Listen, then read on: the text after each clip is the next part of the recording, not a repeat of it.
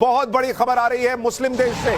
पाकिस्तान को एक और बड़ा झटका लगा है। मुस्लिम देश एक एक करके पाकिस्तान का साथ छोड़ रहे हैं। कतर ने भी आतंकी पाकिस्तान से किनारा कर लिया है। कतर के आमिर से पीएम मोदी ने फोन पर बातचीत की है। पाकिस्तान के खिलाफ भारत को कतर का फुल सपोर्ट है, यह कह दिया है वहां के आमिर ने। आतंक को खत्म करने में कतर पीएम मोदी के साथ खड़ा है। आप सोचिए, जो मैं आपसे कह रहा था कि नरेंद्र मोदी फाइनल एक्शन और बहुत बड़े एक्शन के पहले हर एक तैयारी कंप्लीट कर रहे हैं। जैसे आप बहुत बड़े एग्जाम के लिए जाते हैं, आप सारी चीज चेक करते हैं कि मैंने ये चैप्टर पूरा पढ़ लिया कि नहीं, ये नोट्स देख लिए कि नहीं, वो रिवीजन कर लिया कि नहीं, मेरा कॉपी पेन सब सही जगह है कि नहीं, सारी चीजें, आई कार्ड सही जगह है कि नहीं। नरेंद्र मोदी इस वक्त यही कर रहे हैं। पाकिस्तान को बहुत बुरी तरह ठोकने के पहले एक एक दरवाजा चुन चुन के बंद कर रहे हैं जहां से पाकिस्तान निकलने का प्रयास करेगा। आप सोचिए, मुस्लिम देश कतर इस वक्त भारत के साथ खड़ा हो गया और पाकिस्तान को कोहनी मार दी कि हट, तेरे साथ नहीं आता मैं। ये पाकिस्तान के लिए नया झटका है, हमला हो गया है। आईईडी धमाके में पाकिस्तानी सेना का टॉप कमांडर मारा गया है और हमले में 6 पाकिस्तानी सैनिक ढेर हो गए हैं। 5 के घायल होने की खबर है। यानी पाकिस्तान के अंदर ही एक वॉर ऑलरेडी शुरू हो चुकी है। पाकिस्तानी सेना की गाड़ी को बम से उड़ा दिया गया। बलूचिस्तान में लगातार पाकिस्तान की सेना बलोच आर्मी से मार खा रही है। और आप गाड़ी की हालत देखिए बॉस, बलोच आर्मी ने क्या हालत कर दी है पाकिस्तानी सैनिकों की गाड़ी की। इसमें 6 पाकिस्तानी सैनिक मर गए और टॉप कमांडर उनका मारा गया है। और ये पाकिस्तान के अंदर जो वॉर छेड़ दी है बलोच आर्मी ने, उसका सबूत है। बलोच आर्मी कह रही है उधर भारत शुरू करेगा अटैक, इधर से हम बलूचिस्तान छुड़ा लेंगे, निकाल लेंगे। पाकिस्तान के टुकड़े होना लगभग तय होता जा रहा है। पाकिस्तान में मचे हड़कंप से जुड़ी एक और बड़ी खबर आपको बताऊं। पाकिस्तान के प्रधानमंत्री शहबाज शरीफ आईएसआई हेडक्वार्टर गए हैं। शहबाज शरीफ ने पाकिस्तान की तैयारियों का जायजा लिया है। भारत के हमले की स्थिति में क्या तैयारी है भाई, उन्होंने पूछा कि जरा दिखाओ भाई आईएसआई वाले भाई, तुम लोगों के पास क्या खबर है, भारत क्या कर रहा है, कुछ तो बताओ। हम तो बाहर बहुत रोना रो लिए कि अभी होगा, तभी होगा, ये होगा, वो होगा। आईएसआई क्या किए बैठे हो तुम। पाकिस्तान में आप सोचिए किस लेवल का हड़कंप मचा है कि खुद प्रधानमंत्री शहबाज शरीफ को आईएसआई के हेडक्वार्टर जाकर रिपोर्ट लेनी पड़ रही है कि भाई बता तो दो कि भारत में के हमले में हम जिंदा बचेंगे या नहीं। मोदी क्या करने जा रहे हैं, कोई खबर है क्या तुम्हारे पास? खुफिया एजेंसी हो, कोई खुफिया जानकारी है क्या तुम्हारे पास?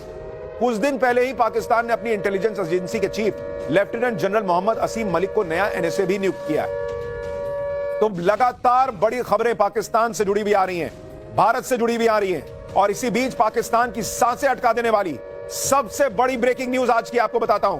पाकिस्तान बॉर्डर पर राफेल गरजने वाला है। बॉर्डर के पास 2 दिन एयरफोर्स का युद्धाभ्यास चलेगा। नरेंद्र मोदी ने ग्रीन सिग्नल दे दिया है। 7 और 8 मई को राजस्थान में एयरफोर्स का बड़ा युद्धाभ्यास होने जा रहा है। भारत की तरफ से युद्धाभ्यास का अलर्ट जारी कर दिया गया है। यानी राफेल से लेकर जैगुआर से लेकर मिराज से लेकर सुखोई 30 तक भारत के सबसे शक्तिशाली जो फाइटर जेट्स हैं वो बॉर्डर के पास युद्धाभ्यास करेंगे। और आप सोचिए पाकिस्तान की हालत क्या होगी। कहीं कोई धीरे से घुस गया, कांडी है फिर भैया, तुम तैयार रहना। इंडियन एयरफोर्स राजस्थान में इंटरनेशनल बॉर्डर के पास युद्धाभ्यास करने जा रहा है। बॉर्डर पर एयरफोर्स के युद्धाभ्यास में राफेल लड़ाकू विमान भी शामिल होगा, जिससे पूरा पाकिस्तान कांपता है। राफेल को फिलहाल दुनिया का सबसे खतरनाक और आधुनिक फाइटर जेट माना जाता है। राफेल न्यूक्लियर वॉरहेड ले जाने में केपेबल है। राफेल में मेटियोर और स्कैल्प जैसी घातक मिसाइलें लगी होती हैं, जिनका निशाना अचूक होता है। Rafale 4.5 generation multi role fighter aircraft है। ऐसा लड़ाकू विमान पाकिस्तान के पास है ही नहीं, इसलिए सबसे ज्यादा पाकिस्तान राफेल से घबराया हुआ है। राफेल को देखकर पाकिस्तान का हाल ऐसा हो जाता है कि कुछ दिन पहले पीओके के पास 2 रात लगातार राफेल उड़ा तो पाकिस्तान सदमे में था। रात भर सोया नहीं कि बाप रे बाप राफेल उड़ रहा है पीओके के पास, कहीं आज ही रात एक्शन ना हो जाए। और अब आप सोचिए 2 दिन उधर, 2 रात नहीं सोने दिए, अब 2 दिन नहीं सोने देंगे नरेंद्र मोदी। राफेल उड़ेगा पाकिस्तान बॉर्डर पर। इस बड़े सैन्य अभ्यास में जैगुआर फाइटर जेट भी होंगे।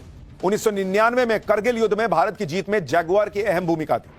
जैगुआर की वजह से पाकिस्तान घुटनों पर आया था और उल्टे पैर भागने को मजबूर हुआ था। जैगुआर को उस समय टोही मिशन और प्रिसीजन स्ट्राइक के लिए तैनात किया गया था। करगिल युद्ध में जैगुआर ने हाई एल्टीट्यूड वाले टारगेट्स पर लेजर गाइडेड बॉम्ब्स और रॉकेट के साथ हमले किए थे। जैगुआर के हमले से पाकिस्तानियों के पैर उखड़ गए थे। अब अगर युद्ध होता है तो जैगुआर भारत की एयरफोर्स में फिर से बड़ी भूमिका निभाएगा।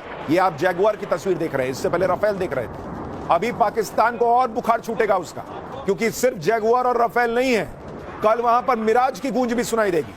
बॉर्डर पर इस सैन्य अभ्यास में वायुसेना का मिराज 2000 भी दम दिखाएगा। ये देखिए मिराज, मिराज 2000 आसमान में सीधी लड़ाई और सटीक जमीनी हमलों के लिए जाना जाता है। यह हवा से हवा में चलने वाली मिसाइल से लैस होता है। इसमें लेजर गाइडेड बॉम्ब होते हैं जो पूरे पाकिस्तान में कहीं भी सटीक निशाना लगा सकते हैं। मिराज 2000 का इस्तेमाल कई देशों की वायुसेना करती है। फ्रांस की वायुसेना इसका इस्तेमाल करती है। यूक्रेन युद्ध में मिराज 2000 इस्तेमाल हो रहे हैं और इस लड़ाकू विमान को न्यूक्लियर हथियार ले जाने के लिए डिजाइन किया गया। मिराज 2000 का तो नाम सुनकर पाकिस्तान धुआं धुआं हो जाएगा। बालाकोट एयर स्ट्राइक में मिराज 2000 ही पाकिस्तान में घुसे थे। मिराज 2000 को भारत सटीक हमलों के लिए इस्तेमाल करता है। करगिल युद्ध में मिराज 2000 ने पाकिस्तान को धूल चटा दी थी। 2015 में भारत ने मिराज 2015 को अपग्रेड करके ज्यादा ताकतवर बना लिया था। और मिराज के साथ साथ अब तो राफेल भी है भाई। राफेल के साथ भारत का सुखोई 30 MKI भी बॉर्डर पर अपनी ताकत दिखाएगा कल।